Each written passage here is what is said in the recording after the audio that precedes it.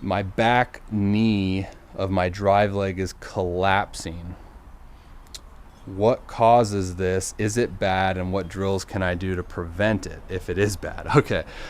So yeah, this is actually something that I've wanted to do more stuff on recently, because it's an interesting concept, because I've been talking a lot about the drive leg and talking a lot about the authentic stability of one's drive leg and of one's movement patterns to be able to become efficient in entering our drive phase. And so when we look at the knee, we see, a lot of hard throwers, like guys, that throw extreme power output.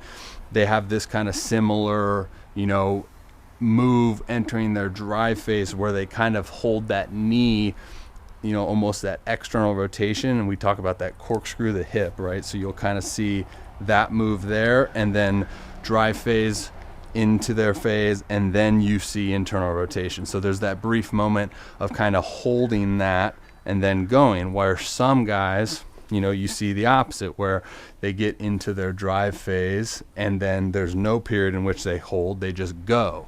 So it's difficult, because you could see both guys become efficient, be efficient. I think Chapman, if I'm thinking about his delivery right, he's a guy that really does hinge well and get into that hip, but he's not a guy that you see that back knee hold position for a long time. So obviously there's no right or wrong way. I think the trick is, from the instruction side, for like what I'm looking at, is the knee collapsing due to instability of that leg? Meaning, does the individual have the stability and the single leg strength to be able to hold the force that's being applied while entering that drive phase?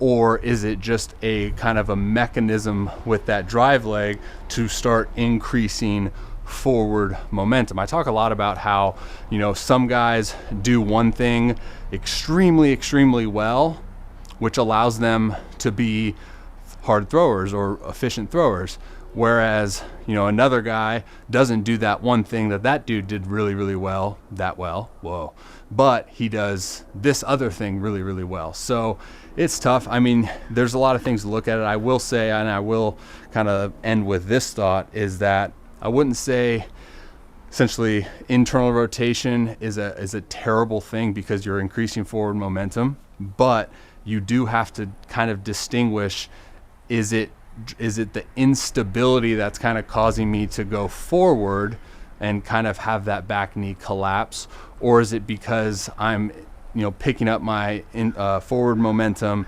down the mound? The other thing that I will say is something that I look at, especially with guys that come to me saying, hey, I have a 300-foot long toss, but I'm 74 on the mound or something like that. Well, I just simply look at both videos and kind of determine, okay, well, what is their body showing me that it wants to do to organize itself to increase its power output? And a lot of times you see guys in their long toss, when they go crow hop and slam on that, this is kind of that unauthentic drive leg stability. When you slam on this, it provides that external force of stability. Then you see that kind of clean up in their long toss, which is allowing them to become more efficient with the timing and the transferring of that ground force up the kinetic chain, which we're seeing a breakdown on the mound, because again, talking about that instability, they don't have that, and then they kind of just leak out with their lower half and go. So again, I don't know if I answered that question as well, but hopefully you can take something from that. And as far as drills go, I have a lot of stuff on that. Majority of the time, it's going to be about increasing the single leg strength, increasing the stability of that drive leg and the single leg stuff, even the lead leg, and being able to own specific movement patterns that we know are extremely efficient while entering that drive phase and going down that mound. So yeah, man, good question. Hopefully that helped.